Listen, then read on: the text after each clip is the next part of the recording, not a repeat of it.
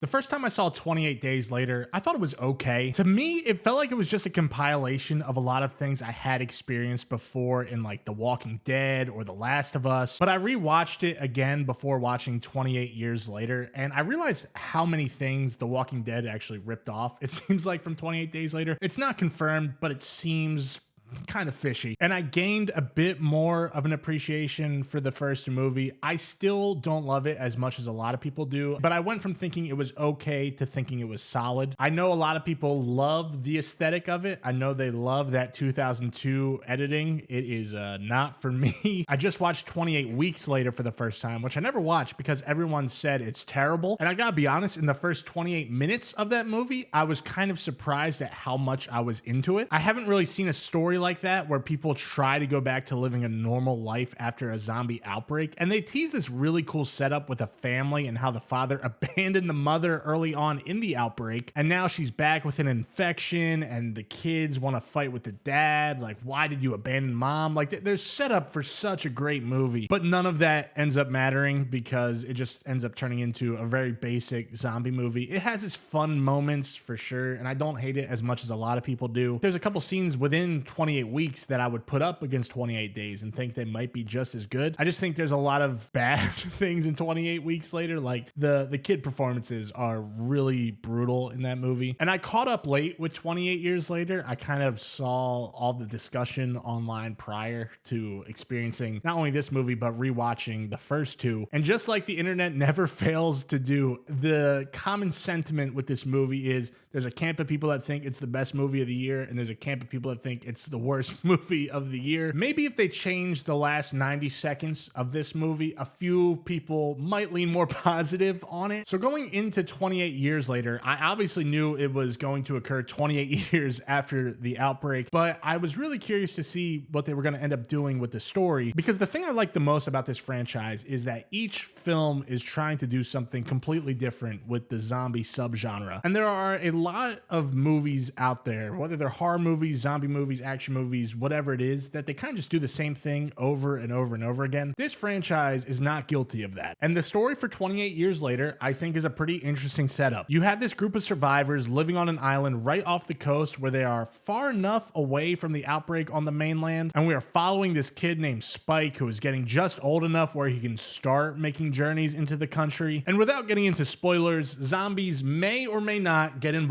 I don't really know. I guess you have to watch the movie to find out. And the story is split into two pretty distinct halves, but the thing I like about 28 Years Later is there are so many movies that take this kind of approach to the story. And 9 times out of 10, when a filmmaker does that, I feel like coming out of the movie, I usually say, man, I loved the first half and I wish the second half was just as good. But when you have a writer as talented as Alex Garland coming back to the franchise, you don't have to worry about that. You know you're in good hands. So I do feel pretty equally about both halves of the movie. It's not like one completely overtakes the other for me. I think they're both very interesting, and I think they work well together to help paint the whole theme of the movie. But coming out of the theater, I feel like I'm right in the middle, as I usually am for a lot of things, thinking that 28 Years Later is pretty solid.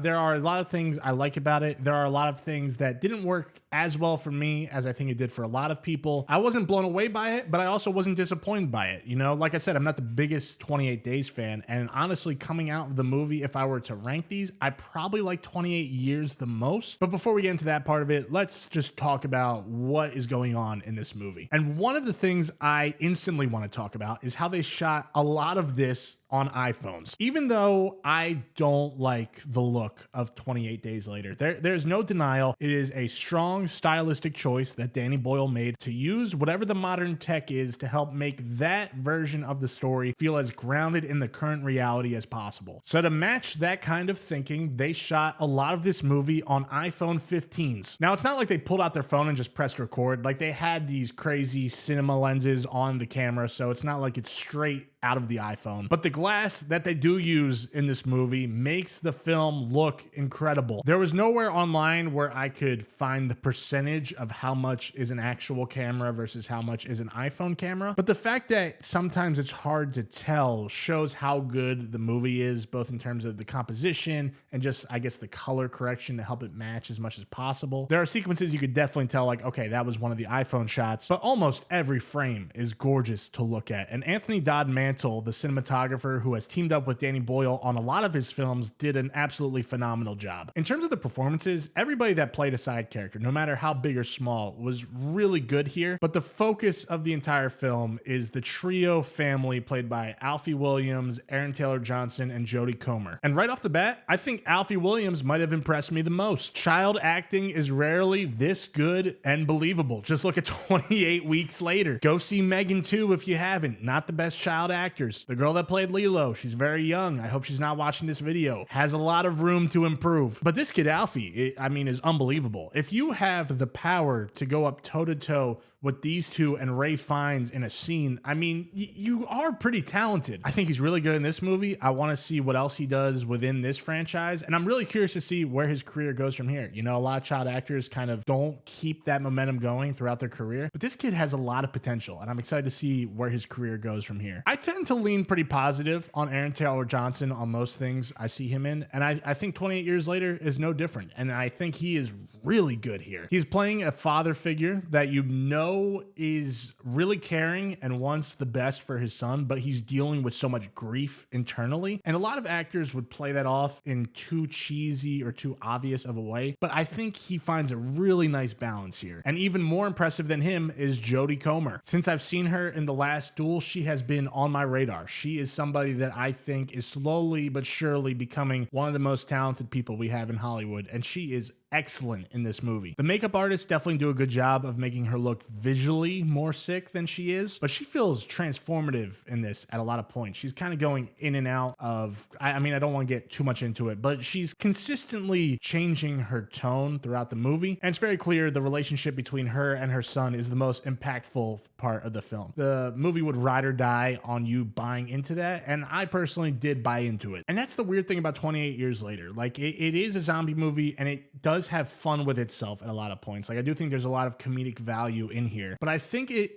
does try to have an emotional core that does work. Like, there are a lot of filmmakers that would try and put this subplot of a kid trying to help his mom out in a zombie movie, and it would just feel so forced and kind of mundane. And a lot of times when filmmakers try to add that, the film itself lands on its face, and I don't think that's the case here. It didn't get me close to crying or anything like that, but I do think it was effective in what it was trying to do, and I didn't think 28 Years Later was capable of making me feel emotional at all. So the fact that it did a little bit, I think, is impressive. In terms of the evolution of the zombies, I thought the alphas were a cool addition. I got to get on whatever they had because the size of their dicks was off the charts. And whenever they showed up in the action scenes, it genuinely felt like you were watching the most exciting part of the movie. Like, one that stands out that a lot of people aren't talking about as much is the one on the train. It's so claustrophobic and just filled with tension that anytime one of these guys showed up on screen, I was really into it. But there are other scenes in the movie where I guess this will be one of my complaints about the movie, even though I don't have a lot of them. Like, I love the settings and I love the makeup effects that they have on a lot of the zombies. I think visually a lot of the stuff in this film looks real and good. But whenever they clearly add some CGI to the mix, it just got a little too goofy for me. And it's not just the effects, it's the effects combined with the editing. Like, one of the more obvious things is, I know you have a rig that has like 20 iPhones around it, but the amount of times they do that whip thing when a zombie gets killed, I started getting surprised when they didn't use that effect when a zombie died. It definitely fits the aesthetic of the first one, but I got a little sick of it after a while. There's also a set piece that a lot of people would agree is the best of the movie, where Alfie and his dad are returning to the island, and as they're running, one of these alphas is chasing them, and the setup of the scene and the suspense and the idea are all genius. I'm not going to deny that. And up to that point, I was like, holy shit, this is going to be the best scene of the year, like, no question. But when the scene is playing out, the editing just takes me out of it completely. The editing combined with the music, combined with the weird CGI, like, it made what should have been such a great scene, like something that just took me out of it. And again, I know stylistically it probably matches up with a lot of the stuff within this franchise. It's just a problem I have with the entire franchise. franchise. I wish I could get behind it. It's just not for me. And then without going into spoilers, you have the ending of the movie, which a lot of people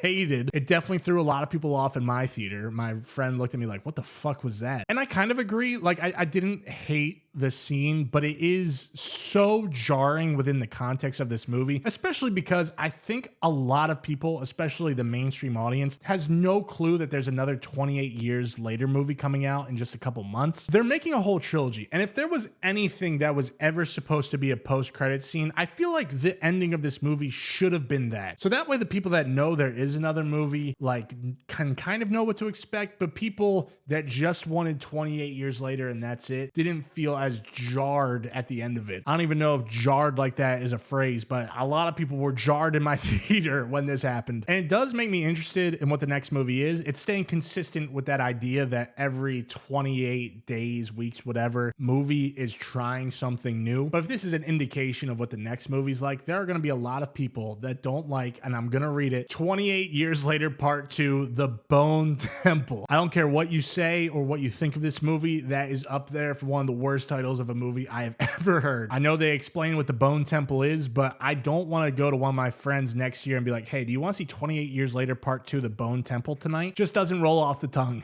the way it should. But I'm open to it. Nia DaCosta is a pretty talented up-and-coming filmmaker. I'm excited to see what she does with that one. And like I said, the franchise is clearly always trying something new, and I do appreciate that. But coming from someone that's not the biggest fan of this franchise, I still like this movie. I would probably put it at the top of the ranking of this franchise so far, with days under it and then weeks in the final spot. Even though, like I said, I don't hate weeks as much as a lot of people do. And even though I don't have a ton of issues with this movie, the genre and the franchise itself is just still not something that's for me. I mean, even the first Last of Us game that people are like, oh my God, this reinvented the zombie genre, even I thought was pretty solid. Don't love it as much as everybody else, but I think it's a more solid movie of the summer. I'm sure you've seen it if you have any interest. If you're on the fence and you think you might like it, give it a shot. It's definitely more of a weird ride, but I think a lot of people were still vibing with it in my theater, even though there were clearly a few people that really didn't like what they were going for. And if you like this movie, please let me know in the comments down below what you thought of it, how you would rank it within the franchise itself. And I guess that's it. So this is Chase. Thank you so much for watching as always, and be sure to subscribe so you don't miss my review of 28 Years Later Part 2, The Bone Temple.